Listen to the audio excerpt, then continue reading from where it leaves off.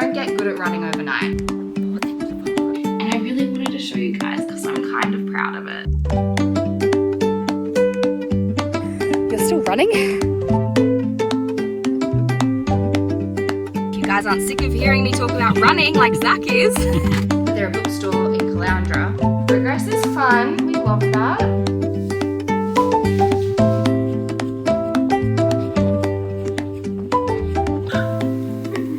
Good morning. It is early and we're up because we're gonna go for a run. So I'm just making myself some rice cakes and then we're gonna go for a run. It's 5:50 and I've been up for like an hour at the moment because I've had a coffee because I can't do anything without a coffee. If you know me, you know. And yeah, now we're gonna go for a run and it's gonna be good even though it's a bit of a stressful one because we're doing intervals, and if you know, I hate intervals. It's gonna be fine though because we're gonna feel really good once it's done.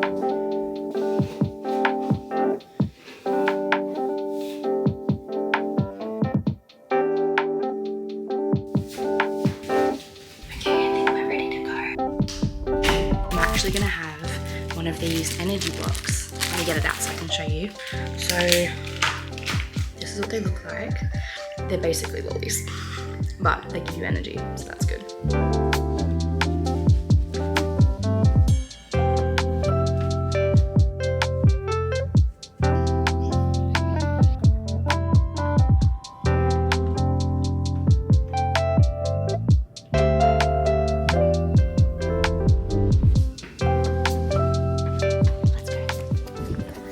We're off.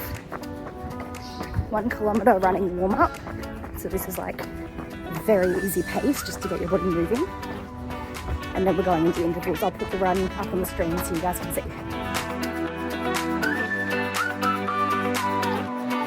Warm up done. 120-second rest, and then we're into the intervals. Already out of breath. Maybe I ran too fast. First interval. Woo. Interval 2. Let's go. Third interval.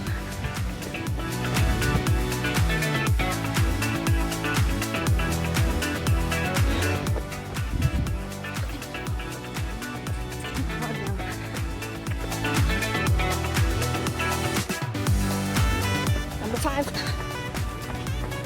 Number 6. Last one. We did it. 1 kilometer. Come down. We did it. That cool down was fucking hard. Cool downs are always the worst because like you're still running and they want you to go slow, but you want to finish it as soon as you can because everything hurts so much. And it's only just starting to get warm, so I think I came at the perfect time. And it's so nice to just be up with the sun. Glad we can tick that run off. I've got another one tomorrow. It's a little bit easier though. It'll be good.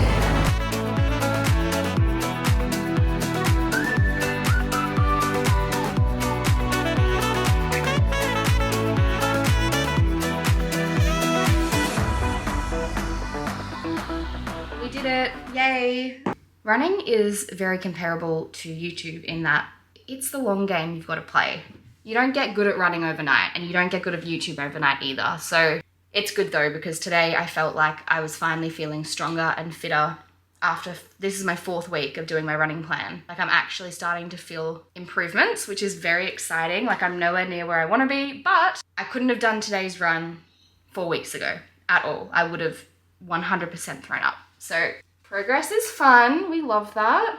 You got up at the crack of dawn with me this morning. I wanted to show you guys my Kindle because I got some stickers and I got this little pop socket from Temu, which I'm like convinced is gonna break straight away. But it's so cute. I got these 3 stickers. So the Swifty one, this one, and this one from Salty Reads. They've got an online store as well, but they're a bookstore in Caloundra. And then the rest of them I got off Temu. I think the Books and Cats and Coffee one is my favorite. But they're just so fun. I love them. Books with maps. We love books with maps. Spicy Book Club. So cute. I love it. I feel like I'm going to be more inclined to reach for my Kindle because it looks really cute now. Yay.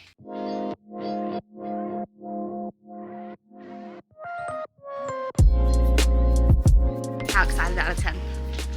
10. 10? Feels you been really enjoying it lately? I'm feeling a 10. I'm feeling like a 5. You're I'm always just a bit 10. scared. You're always a Oh, 10. stop it. Never fearless.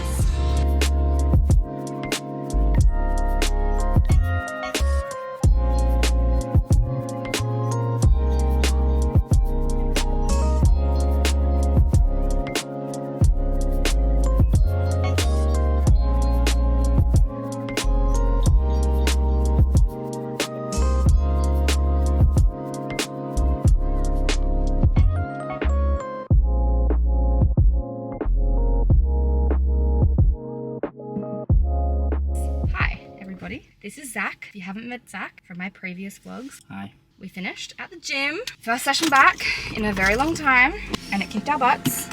I've been enjoying the gym. Liked it a lot. Zach's doing a push-pull leg split, and today was a legs day, of course it was. And I was just saying that with my running at the moment, if you guys aren't sick of hearing me talk about running like Zach is, I'm doing 3 runs a week, and then I'm going to do a leg day, or like a lower body day, and then an upper body day at the gym, just to keep everything else strong and my muscles strong, because I feel like that'll really help with my running. Good plan? Great plan. Love it. Okay.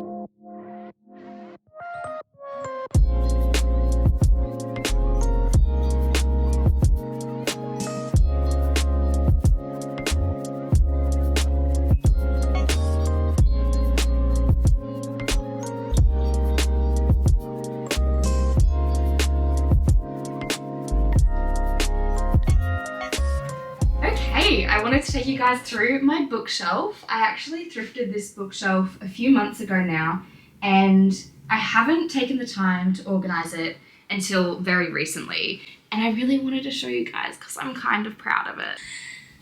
These are my babies. There's 2 shelves down here that you can't see, but we'll go through that at the end. Let's start at the top. So I have my Elsie Silver collection, as you can see. I have 5 books in that series. I absolutely love Elsie Silver. You guys will know I talk about Elsie Silver a lot because her books are just very bingeable and they're just silly little romances, and we love silly little romances on this channel. Sticking with the romance theme, the next ones I have are my Emily Henry books. I only have 2. I have Happy Place and Book Lovers. I do like Emily Henry. I'm not a huge Emily Henry stan, and I know there's people on here who love her. I like her. I think she's cool. Just not my favorite author. Anyway, and then I have Taylor Jenkins Reid. I absolutely love The 7 Husbands of Evelyn Hugo. It is one of my all-time favorite books, so I'm very happy to have that. I really do want to read more of her books in the future. I just haven't gotten around to them yet. Then I have a few literary fiction books. So I have Sylvia Plath, The Bell Jar, Bunny by Mona Awad, and then I have my Sally Rooney books as well. I do also have Conversations with Friends, but I lent it to a friend and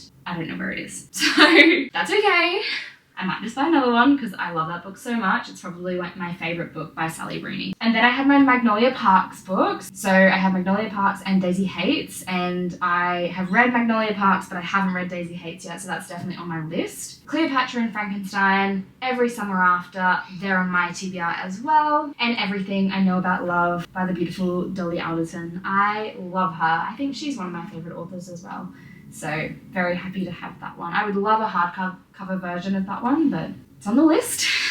And then moving on to my fantasy shelf. These are my favorite fantasy books that I have. So I have all of my Sarah J Maas. I don't have the whole collection. I currently am missing Assassin's Blade and Kingdom of Ash from the Throne of Glass series.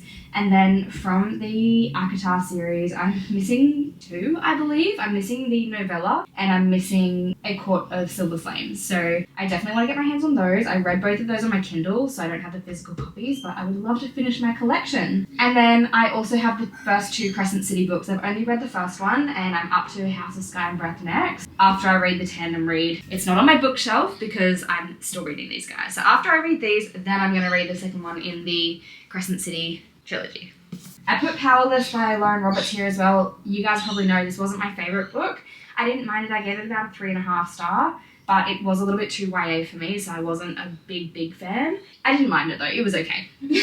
And then we have Fourth Wing. I absolutely love Fourth Wing. I gave it 5 stars. I started reading the second book in the duology and I didn't love it. It didn't grip me. I tried really hard to get into it. I think I made it like 3 chapters. 64 pages is what I made it through with this book, and I got this in November for my birthday last year.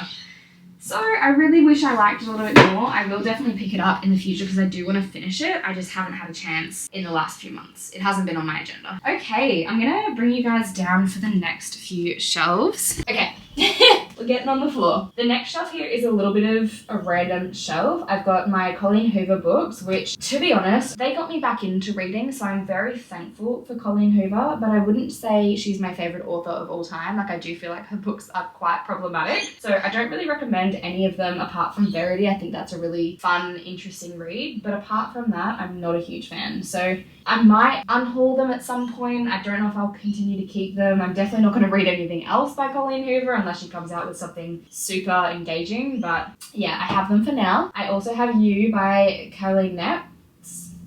I've probably butchered that name. I really liked this one when I read it as well. I read it a really long time ago, but it really stuck out to me, so I definitely want to keep that. Force of Nature by Jane Harper. That's also a really, really fun little mystery book. If you are looking for like Australian true crime, not even true crime, Australian crime, then I would definitely recommend Jane Harper. Then I have I have Big Little Lies and Little Fires Everywhere. I keep them together because I just associate both of them with Reese Witherspoon, which I absolutely love. And then I have The Housemaid by Freida McFadden. So this is all kind of a murder mystery section. And then I have some general fiction as well. So we have The Night Circus by Erin Morgenstein, The Goldfinch by Donna Tartt, Where the Crawdads Sing by Delilah Owen. And then it just gets a little bit random. I just kept these books here because they're all the same height. I've got Alice in Wonderland, The Couple Upstairs, and Love Light Farms. And then, of course, my Game of Thrones book. I do actually want to read the Game of Thrones books in full, but they're just such big books. And the writing is absolutely tiny. Like, it would be the equivalent to reading Lord of the Rings. And I just don't think I'm there yet. So that's fine. Okay, I'm gonna bring you on the bottom shelf. I feel like that's the best we're gonna get. That's okay though. I then have my Sally Hepworth Darling Girls book. I saw her live where she did a little author's meet and greet, which is really fun. Haven't gotten around to reading it yet, but I do definitely want to. A couple of books that my friend lent me, Exiles by Jane Harper and Lola in the Mirror by Trent Dalton. I do really want to read these. I just haven't gotten around to them yet. Tomorrow and Tomorrow and Tomorrow, I DNF'd this book. I really couldn't get into it. I wanted to like it and Zach read it and he loved it. I just couldn't get into it. It wasn't my cup of tea. That's okay though. Doesn't mean it's not a good book. And then I've got I Give My Marriage a Year. I actually really love this book. And I think a lot of people should read it, especially if they're in long-term relationships. It's just about how long-term relationships you can grow apart. You have to make sacrifices. Like, it's just a really good book. Zach actually read it first and convinced me to read it, and I really like it. It's just basically 2 perspectives of the same marriage, what caused the breakdown of the marriage and how they resolved their issues, I guess. It's very real, very raw. I would definitely recommend. I've got another Colleen Hoover book down here. It starts with Us, but that's just because it's one of the big books. So all of the 83 books, or whatever you call this size, are down here. Ballad of Songbirds and Snakes, I really loved it. The Teacher's Pet by Hedley Thomas. The Binding, I really loved The Binding. I feel like this book is not really spoken about. It's definitely more general fiction rather than like literary fiction or anything like that, but it was just a very interesting book. It's definitely got fantasy elements to it. I don't want to give too much away if you do want to read it. It just takes you into a completely different world, and the author is very good at telling a story without giving too much away, so that when you get to the end of the book, the twists and turns all come together and all make sense. But when you're reading the book, you're like, what's going on here? I'm very confused. But it all makes sense in the end. So it is a really great book, which is why it's come with me all this time. I think I bought this like years ago now, but I really like it.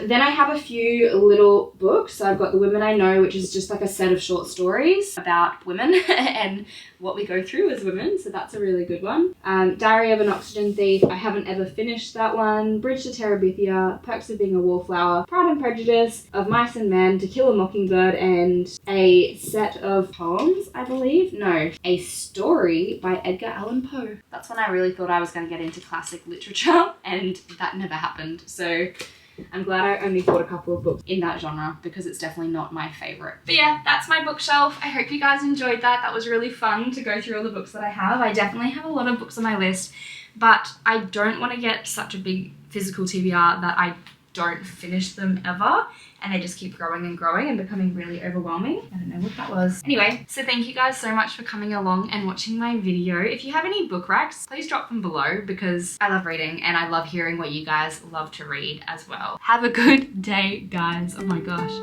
Bye.